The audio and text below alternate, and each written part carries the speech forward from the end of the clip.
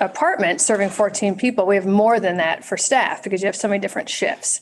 And so I would also just want to be clear that in talking to our administrators there, the biggest gap that we have in our staffing is the personal care attendants. We call them resident assistants, but the very direct care, one-on-one support.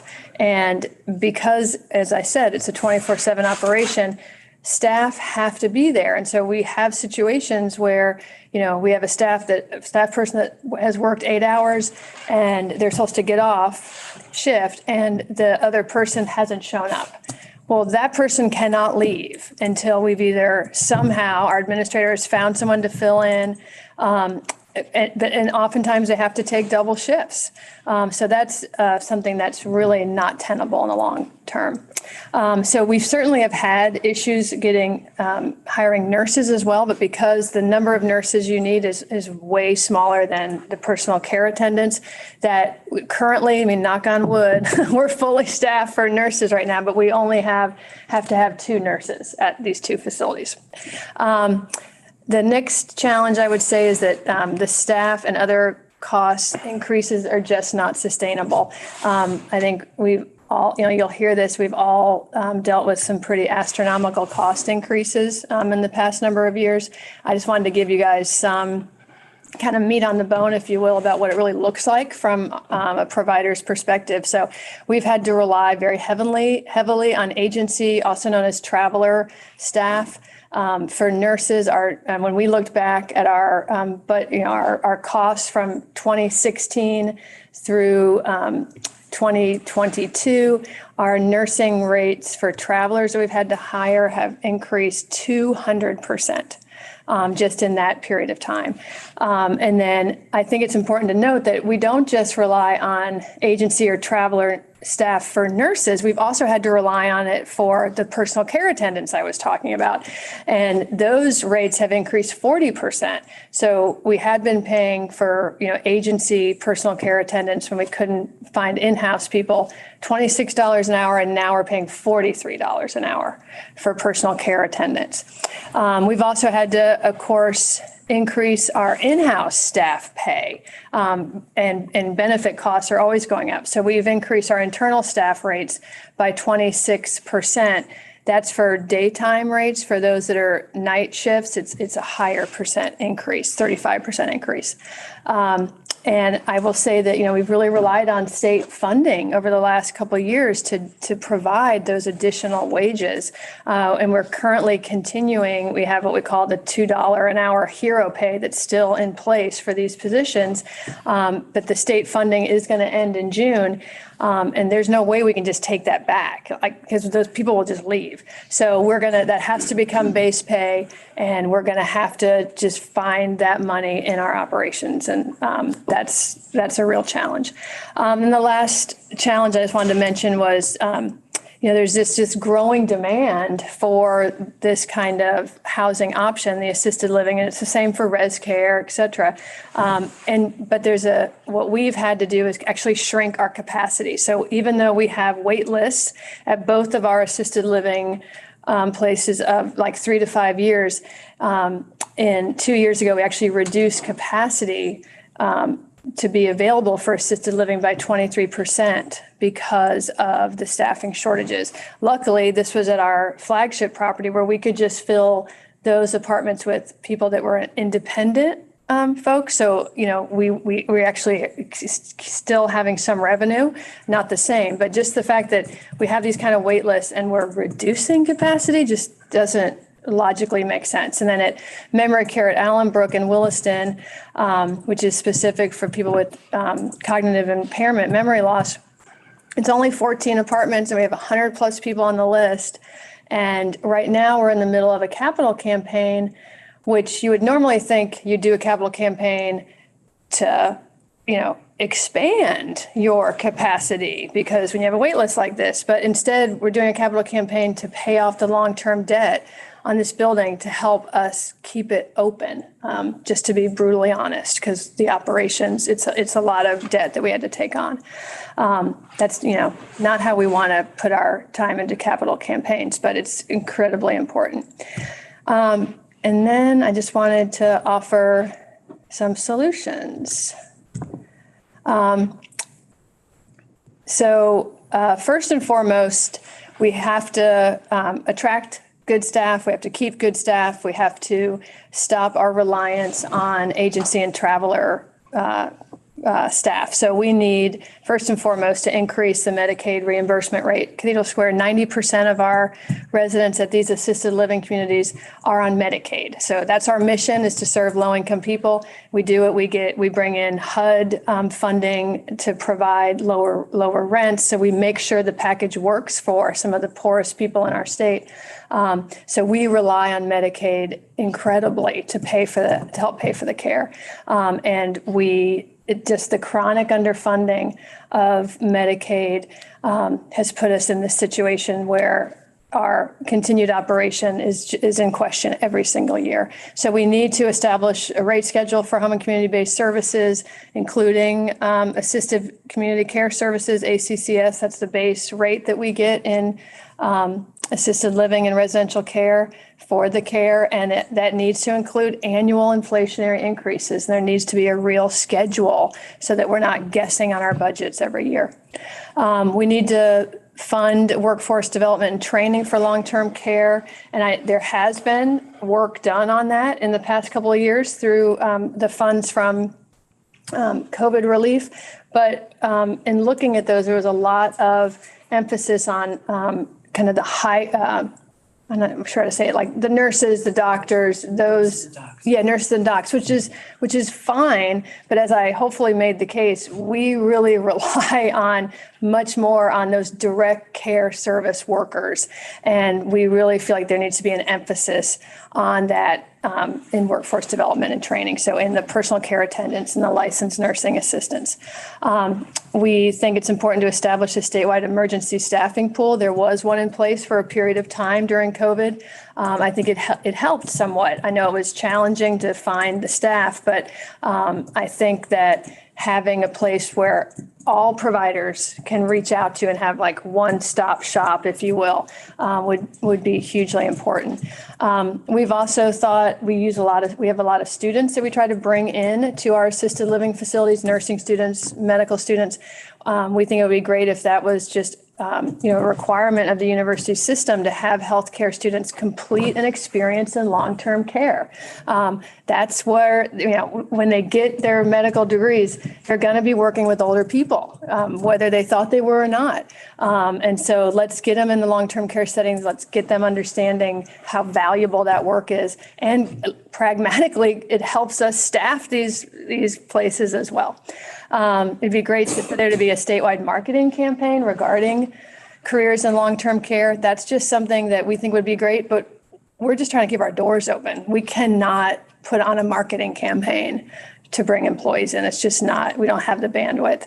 And then, this is probably controversial, but exploring ways to cap increases in staffing rates for traveler and agency rates. 200% increases over not that long a period of time is pretty hard to take. So that's what I have. Great, thank you. I think we can switch back and see if there's any questions. And I appreciate you bringing some solutions to, let us start thinking about how we're going to solve some of these larger problems. So thank you for doing that. I think I was able to get YouTube to work. So if I'll send the link out for next week if anyone wants to share today's caucus. And are there any questions for Molly before we? Oh, I see someone's hand up. Glenn. Great. Yeah. Hi, Molly. Hi, Glenn. Have you had any conversations with Advance Vermont about this idea of creating a talent pipeline within this area? With who? Advance Vermont. Well, clearly I have not. I'm writing that down. They are the kind of workforce development, career development, talent pipeline group for the state. And that's where I really see, well, they're a good, place to start, but really kind of thinking about this as a talent pipeline. Yeah. Not just, hey, there's jobs here, but, this is a career path that there are jobs, well-paying, good experience that lead someplace. Yes. As opposed to what, I think is typically, unfortunately, seen as, here's a dead-end position for people who don't have qualifications to do other work. Mhm. All too unfortunately, even though, my personal experience in working with them for care for family members has been amazing.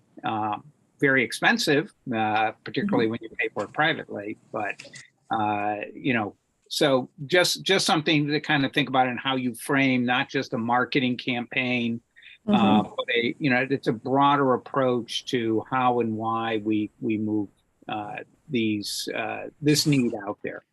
Right. Thank you very much, Glenn. That's a great suggestion, and I love the talent pipeline, because you're right. Part of this is getting the word out there that these are really fulfilling and worthwhile and such valuable careers and jobs, and kind of changing that lens. So that's helpful. Thank you. All right. Jim, we have a question from here. Sure. Jim Holloway from Cove, representing some of the assisted living and long-term care crisis that we are talking about. Great work, Molly. I will say, Glenn, that's a great question. I do know, I heard them come to the State House in 2019 talking about this very issue. And then we were able to recognize many flaws. So if they haven't come before a committee since then, certainly looking back at that document, but it really is an excellent question. So I want to just highlight where you can see what has already been said. Yeah, thank you. Josh. So just to highlight the obvious, basically what I'm saying is like the sky is blue, because the statement I'm about to make is just as obvious.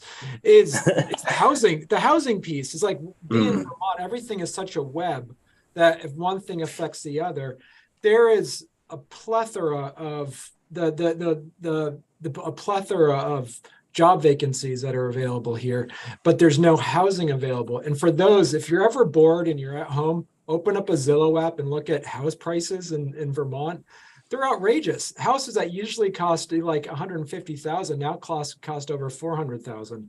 So that is, it's just more of a curiosity to see how can we, as the older Vermonters Caucus, kind of start going to some of these housing and development meetings and talking about, don't forget, we need to put this as an upfront, because that's part of our crisis, as you say, is the staffing piece. And the staffing piece, people need to have a place to live if they want to come to Vermont as well. So, yeah, thank you, Josh. Totally agree. And also, housing for older Vermonters in our village centers and downtowns is definitely a need as well, which will effectively open up other housing. So, yeah, thank you for that point. And, there are meetings around the state around housing. It's definitely a topic we're pretty focused on here in the legislature around different housing bills that have been proposed this session. So, yeah, to be continued, I'm sure.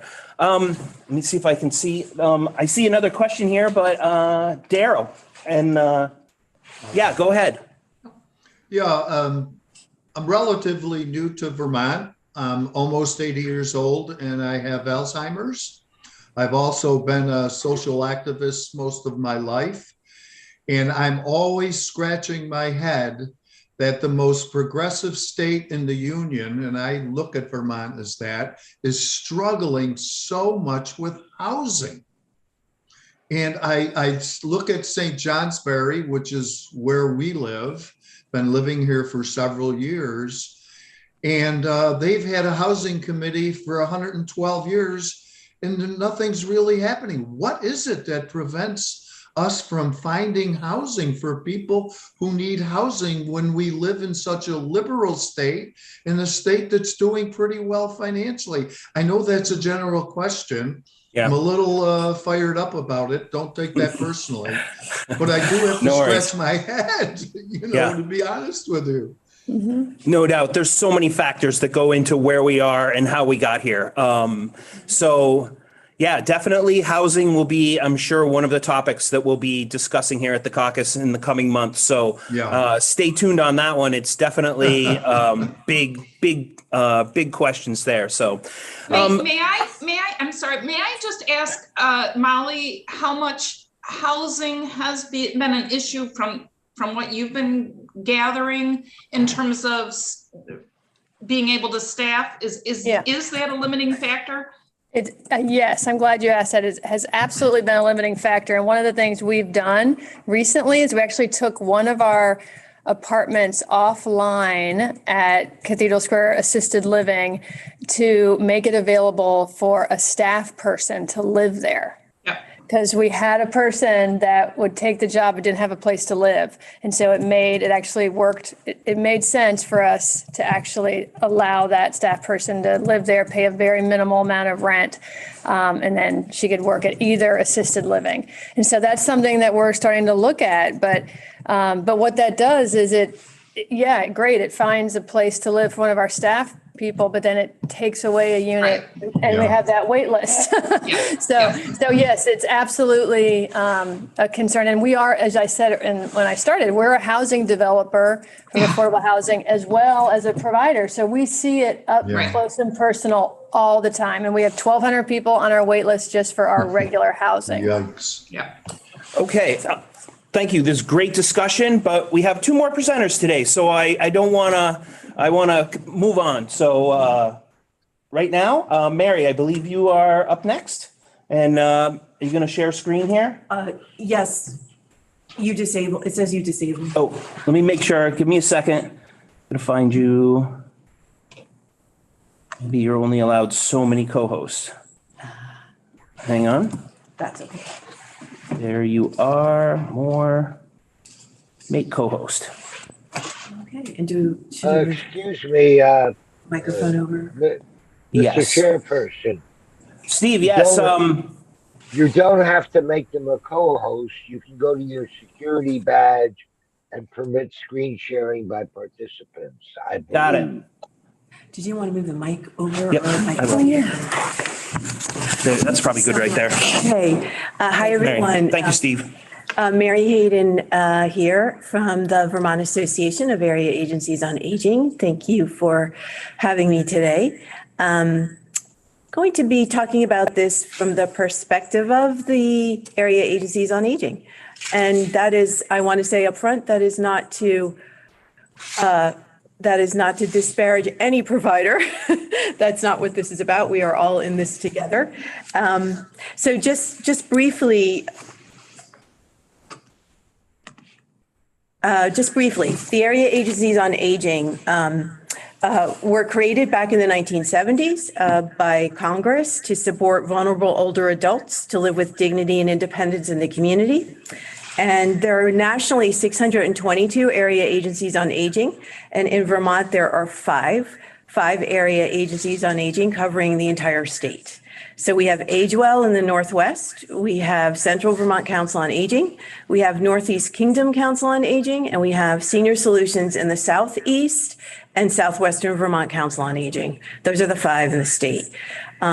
Today, area agencies on aging are experts at coordinating community-level social service health-related supports for older adults.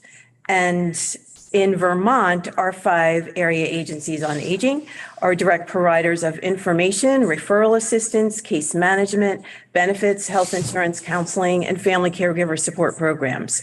And we contract with local service providers to deliver many direct aging services, meals, transportation, and in-home services, including home and community-based services. So this is about the impact of these issues on the coordination of that care.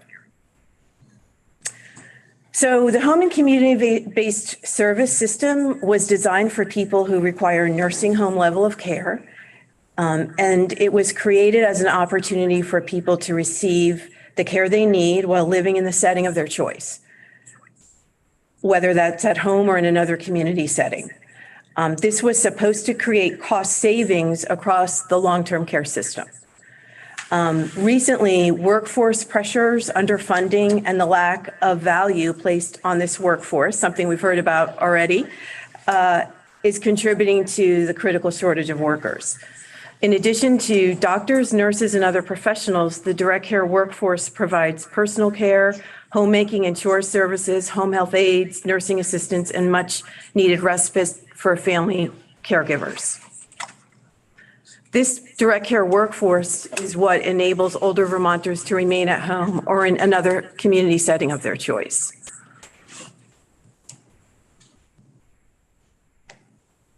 Sorry, I'm getting a little ahead of myself with the PowerPoint slides.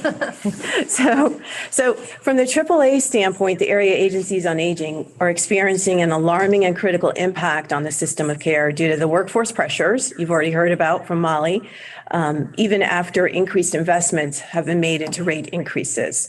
So, for example, choices for care in the high and highest need category and the moderate needs group with moderate needs, our case managers out amongst their AAAs report that in choices for care, some providers of home-based non-medical care have paused or delayed new referrals for months and even up to a year in one case. Choices for care clients are waiting many months, often after enrollment, for their care. Some clients qualified for high needs level of care are opting for moderate needs level of care, which can amount to only one shift every other week, which is far less than what they need. And it's a lower level of care that's needed. Highest need clients who have been approved for services at 25 to 35 hours for a 2-week period, some are only receiving 5 to 10 hours of help, particularly in the most rural corners of our state, because those are places it's hard for workers to get to and fit into their day under such low-paying circumstances as well. Some moderate needs clients are seeking nursing home placements as they're unable to obtain the moderate needs services that they were qualified for. There are some clients approved for moderate needs in 2020 who are still waiting for care. And we have informal caregivers who are unpaid caregivers of loved ones are reporting high levels of stress and burnout as a result of this situation. Some recent examples from when we checked in with our case managers. I'm just going to give you some recent examples of what actual clients are going through. 2 clients on Choices for Care were recently kicked out of the hotel system due to incontinence. Even though they had supplies, they didn't have anyone to manage their care. So they were evicted from that, the only housing they had. One of those clients was readmitted to the hospital, and a second client refused hospitalization, spent several nights outdoors sleeping, and that has led to cold-related injuries on both feet. There have been several untimely deaths for clients who were discharged from hospitals with no care or insufficient care. And many of these clients also had mental health diagnoses and did not have access to mental health supports or in-home care due to workforce shortages. We had a client reported on Choices for Care moderate needs who had biweekly housekeeping services, and his needs increased and he switched to the higher level of Choices for Care services. And as a result of the change, he was waitlisted because there was no one available to provide the higher level of services for him. And now he has an eviction notice because he's been unable to maintain his apartment adequately when it had been maintained adequately before when he was under moderate needs. Several clients on Choices for Care who are homeless are unable to either receive care or find a housing placement, and housing has come up today as it should, and they've been kicked out of motels due to their care needs and their behavioral concerns, again, related to mental health issues. And the mental health issues are exacerbated due to the lack of basic care that is unavailable to them. In those cases, sadly, they were transferred to other parts of the state, losing any access to their local and informal support system.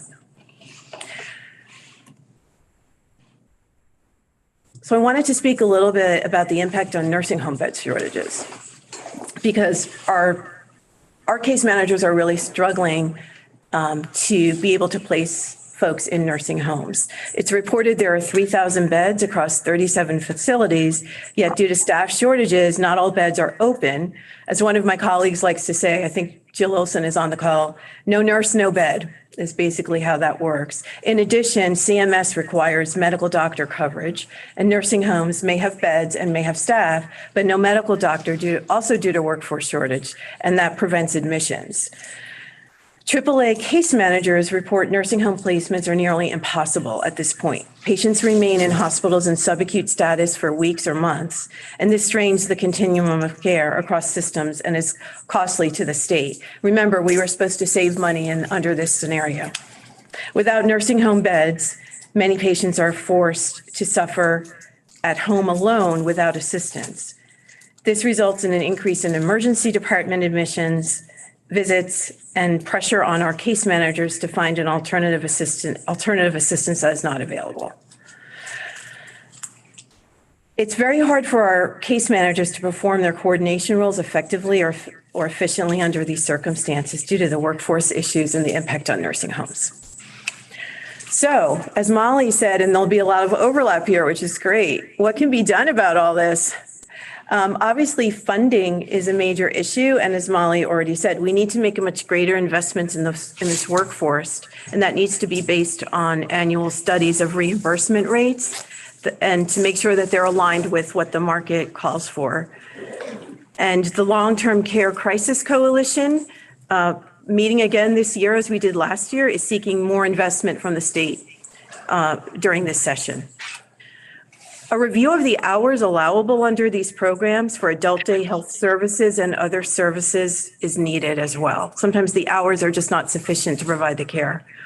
Workforce development, already we brought up, and we had a great tip from Glenn about Advance Vermont, but we need to invest in technical training programs for the direct care workforce, just as we invest in licensed healthcare workforce, and that includes opportunities for mature workers. We need to consider creating a registry for matching home care consumers with workers based on their needs, preferences, and availability. Accessing the state for this information is challenging.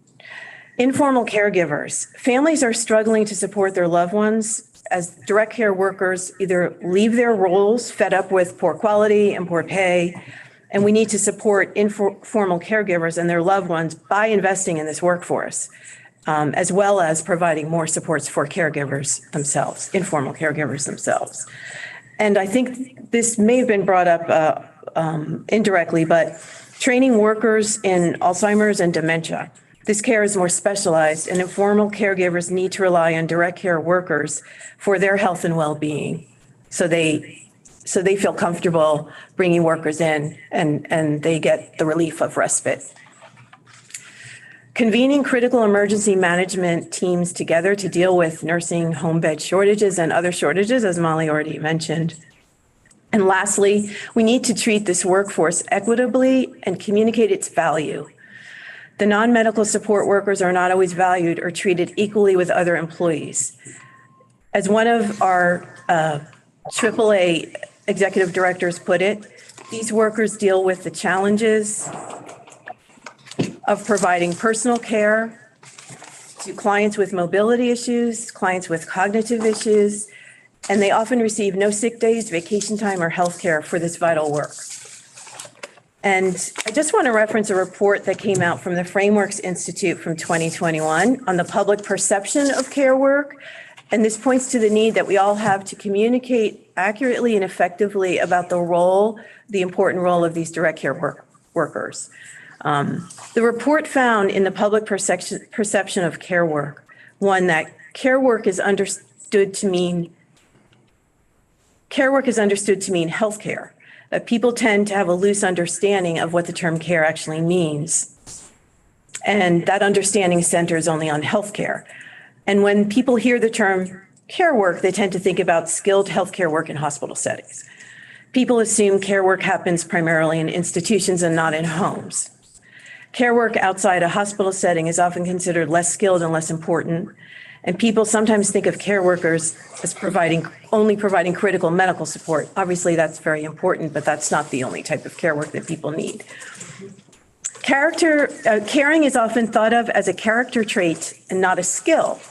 And some of this has been shown to be a lot of gendered thinking around these roles, and that this is a natural role for women to play in their families and in the community, and that it's unpaid and that it doesn't require skill to perform that work. So that also seems to impact on the public perception. One good thing that emerged is that people started to say they saw care workers as, quote, frontline soldiers in the war on COVID, during COVID, and I guess up till now, but we're not sure if that means that they'll continue to see care workers in that way, or that's a temporary perception. I can put this study in the chat or send it to you through Dan when we're through today. So thank you for listening from the AAAs. Thank you. Thank you for your presentation. It looks like we do have a question, but if I could get you to stop sharing, I think we'll pop back where we can see everybody here. Steve, you have a question? Yes, Steve Finner, volunteer lobbyist, Cove, and Alliance of Retired Americans.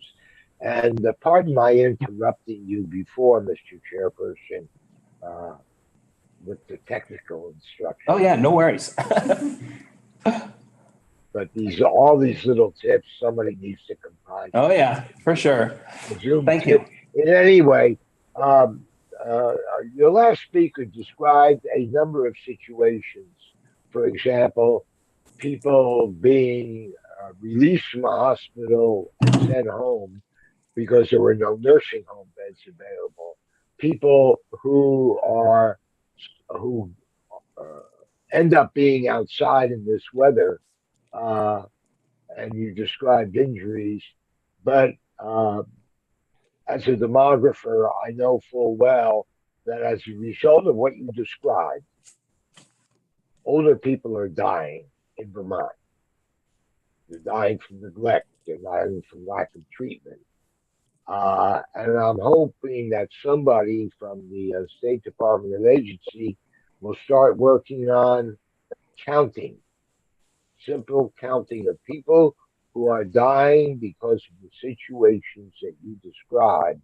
Because if we start talking and demonstrating that people are dying, I think that might spur action a lot sooner than we're going to get to the usual normal means. Thank you. Thank you. And I know in the budget adjustment, the legislature is proposing more funds for housing, although they're doing a presentation on it right now, and I'm here. So I'm not sure exactly what that number is, but I'm sure we'll be seeing it as it progresses through the legislative process. So any other questions for Mary? If I could just comment on the housing.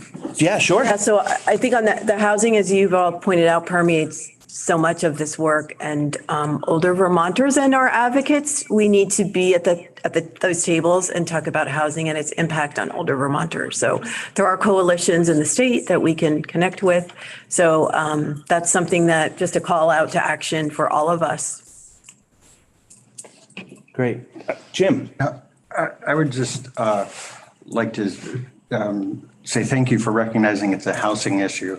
It has intersectionality in housing, transportation, food, all of these things that come with the safety of the resident, that elder or that elder's family, finding the choice that is right for them. And when we're taking that away, and I don't know that I'd go as far as Steve, but I don't want to argue with Steve. He's kind of a tough guy. I see Steve on a regular basis. At any rate, but I do want to remind that it is not just housing. It is the intersectionality of all of these core basic needs.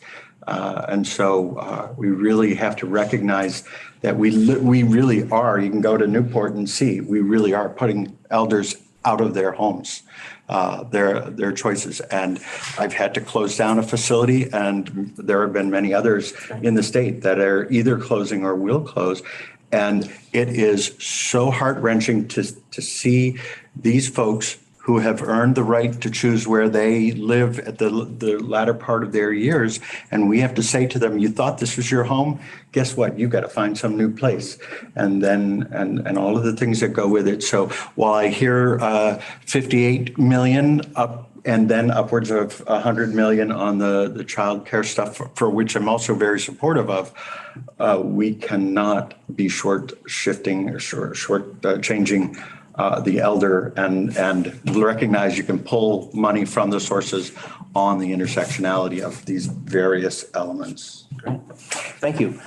Mary Alice, I'd like you to hold your question for a little bit here. I want to make sure we hear from Linda on the adult day providers. So I'm going to turn it over to Linda, and then Mary Alice, I'll circle back to you. I just want to make sure that we can hear from our presenters today.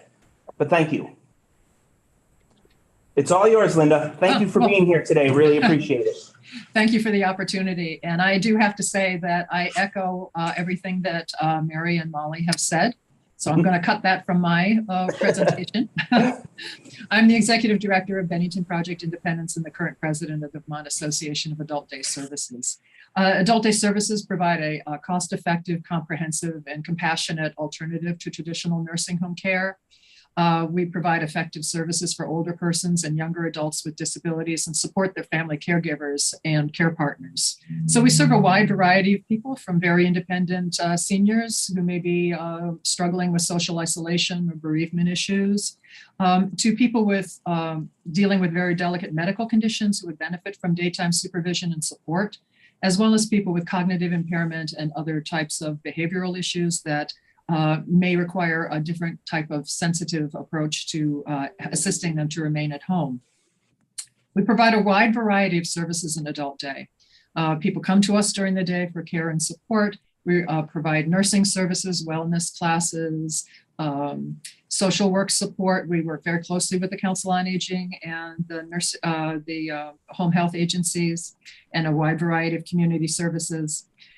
We provide meals and a very large part of therapeutic engagement and helping keep that sense of purpose and life meaning alive. And we know that so many people struggled during COVID with the isolation and the effects of that. And we're seeing that as people return to the program.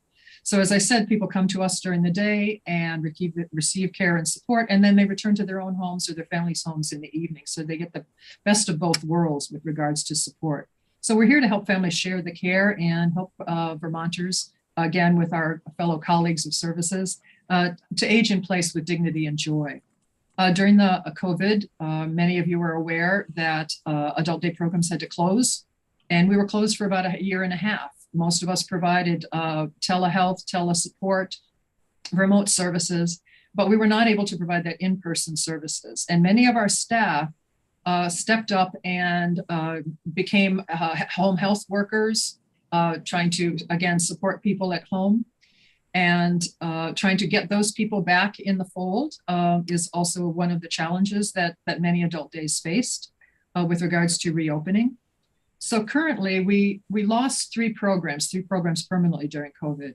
And there are 3 satellite programs who also closed. We're not sure if the satellites are closed permanently or not. So there's only 11 programs remaining in the state. This year, the legislature generously appropriated $1.45 million to help us in the rebuilding process. And we knew that wasn't going to necessarily be enough to help us. So we have asked for legislative support through the Budget Adjustment Act for an additional $2.1 million to help programs remain financially viable through the year. And all of this comes because our census has not been able to rise, basically due to staffing issues. Most of the programs are operating at less than 50% capacity, not only from staffing, but the COVID fluctuations and people's concern about returning to a congregate setting. That is improving, but it is definitely an impact for adult day and our ability to remain viable and support our staff, because our funding is attendance driven. And if people are not able to attend the program, we are not able to generate revenue. So we're not able to support our staff. So it's a very challenging issue. The existing staff, and I'm sure that it speaks to Molly and Mary and any other human service provider, our existing staff are tired. They've worked through COVID. They've worked and they're struggling covering for the lack of additional numbers of support to provide the comprehensive services that we are able to offer people. So people are getting burnt out. They're developing compassion fatigue. And as we know, a number of healthcare workers and online workers, direct field workers are leaving the field. And that presents a problem for that. So we're struggling to hire staff just like everyone else is, largely in part to our low Medicaid reimbursement rate. Our Medicaid reimbursement rate is only $18.60 an hour. So it's difficult to compete. An example, I was just passing by in Bennington where I'm located, and McDonald's is advertising for $17 an hour. It's hard for us to pay $14 an hour, or our LNAs are 14 to 16, and compete with McDonald's. So it is a challenge. And we know that the direct care work is hard. It's very rewarding, but it's hard. It's not an easy job to do, to work with people. We're not like widgets. We're not like little things that we all have temperaments, we all have needs, and things are constantly changing, and our workforce has to constantly change in response to that. And we just don't have the flexibility that other employers have to pay for bonuses and sign-on offerings. And many of us, and I'm sure that Mary and Molly can attest, spent thousands of precious operational dollars trying to attract people. I know from one program said that they spent over $10,000 with just advertising to get workers into the program. And Leading Age reports that it costs between $2,500 and $5,000 to bring a new staff on board, with onboarding and training and having other staff cover. So it's a tremendous cost, not only to advertise for people, but to actually take those operational dollars and focus them on training for people. It's a real challenge when we're competing with, like the state of Vermont, for example, starts their RNs at $37.40 to $47.80, plus a 30% benefit package. I know many of the RNs in adult day are between $33 and $36 an hour. Our RN has just reached $36 an hour, and she's been working with us for 19 years. So there is a difference, a challenge to keep our professional staff, our traditionally considered professional staff, like the nurses and social workers, when they can go somewhere else and get a considerably better package. As it was indicated earlier, some of the VNAs, because they are so short-staffed, we're not able to admit people to the home and community-based program. They're limiting that enrollment. And that means that there's less referrals to adult day. And so there's a less adult day utilization and more people remaining at home without necessarily the supportive services. And as Mary said, the nursing home bed is a grave concern. And we know that nationally, about 61% of the nursing homes are reporting that they're holding beds because of staffing issues and mandatory overtime for people. We know that social isolation and the effects of COVID are just tremendous. And we're seeing when people return to adult day, and I'm sure the other programs also, at a much greater level of need. We know the social isolation leads to about a 50% increase in dementia has been reported, about a 29% increase in heart disease, and a 32% increase in the risk of stroke. So having people have the opportunity to access services and be with others is a critical piece that we need to consider. And 25% of the adults in the US over 65 are considered socially isolated. So it's not just a Vermont issue, it's a national issue. And as I said, we're receiving people that require greater care, greater needs, There's a challenge with the home care staff, not having the staff to be able to go in. So we're getting more referrals of people needing showers and assistance with all sorts of other types of things that would have been addressed either through family or through other supports. So we're trying to bridge that. And because we have such a wide variety of people, we might have people that are two-person assist in the bathroom. So if we have a limited number of staffing, we may not be able to, some adult days may not be able to admit people due to that level of care. Now, what are they going to do? They're going to remain at home. They may not be able to access a nursing home bed. We may not have home health. It's a very challenging situation, and one that we all are very much aware of and very concerned about. And it also means that the caregiver is under tremendous stress and struggling at home. And it again, increases the risk of premature placement for somebody, but it also increases the risk of adult protective issues. And we've encountered that with some of the things that we've seen when people have come back to the fold, as it were, returning to in-person adult day services. So the cost, and everybody knows here on the screen, the cost of everything has risen tremendously. So the operating costs for programs have just skyrocketed. So it's not only just trying to afford staffing, it's trying to afford all of the services and the supports that need to keep these programs viable. DEVA and Dale are in the process of a rate setting review for adult day. And we hope that recommendation will be favorable and captures our needs, but it's not going to be in time for this fiscal year. That's why we have asked for a budget adjustment. And the reality of the situation is due to COVID and due to inflation, and the largely in part to the low Medicaid reimbursement rate. I do have to echo, having a livable wage, I think, is a grave concern for Vermonters. I know many staff, as I said before, are working. They're not only working in adult day, but they're picking up other jobs in order to be able to afford to live, to be able to afford to go to the grocery store, to be able to afford their housing, to be able to afford, because they want to be able to stay in this type of working situation. And we need to be able to provide livable wage. We need to provide adequate benefits for people and access to that for them and for their families, and to build in the respect and appreciation. Our direct care workers, our activity people, our LNAs, they're the real heroes. The family caregivers and the line workers, they are the real heroes. They're the grassroots that provide the support, and they really need that appreciation and support. And really to be seen as a professional career choice. And we know that this is a societal issue. It's not just a Vermont issue.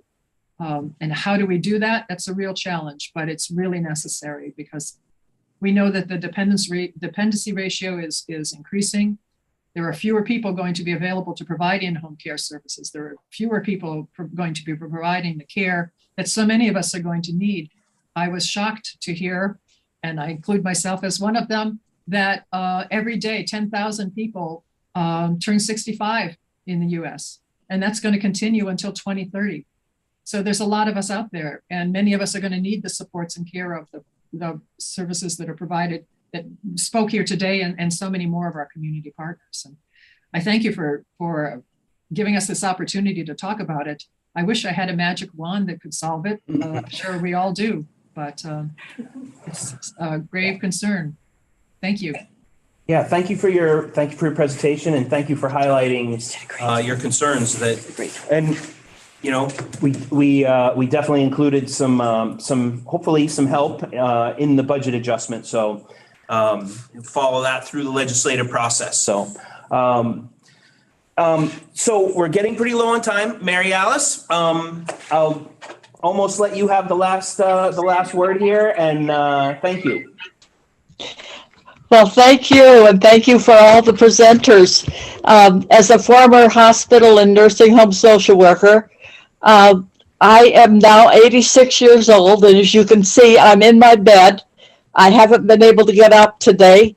I get homemaker services from the Central Vermont Home Health Agency.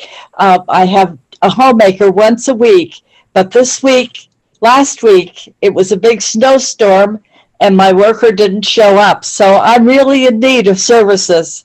And I've applied for assisted living and nobody has any openings for assisted living.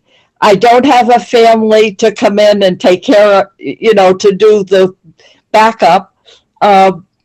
So I just thought I would put that out there to let people know that we are here, and some of us are very low income. So that's my question. Yeah, thank you for sharing that with us. It's definitely, we've got a lot of work to do for sure. Thank you. So next week, we'll be talking about paid family leave. So I'll give you all a little homework. The bill is H66. Read it, maybe. If you have any questions, I'm going to have Legislative Counsel kind of kick us off next week with kind of high-level overview of the bill, and then we'll have some discussion about where it is in the process. Getting some feedback here. Hang on. Let's see if I can fix that. And so, yeah, thank you everyone for coming. Oh, just one more piece. I've got a bill that I'm going to be introducing to do kind of a rewrite of some of the APS, Adult Protective Services. If anyone would like to see a copy of it, I'm glad to email it to you. It's 57 pages, so it really goes right through the whole APS statute. So I'll probably be putting that in on Friday. I've got a couple of co-sponsors on it with me, but should you talk to any of your representatives, glad to share the bill with them, and hopefully we'll get some testimony on it in committee. So, all right. Well, thank you everyone for coming here today, and we will be back next week. We use the same link every week, and then I'll include the link to the YouTube. So if someone wanted to catch this, we'll get it right back out. So, all right.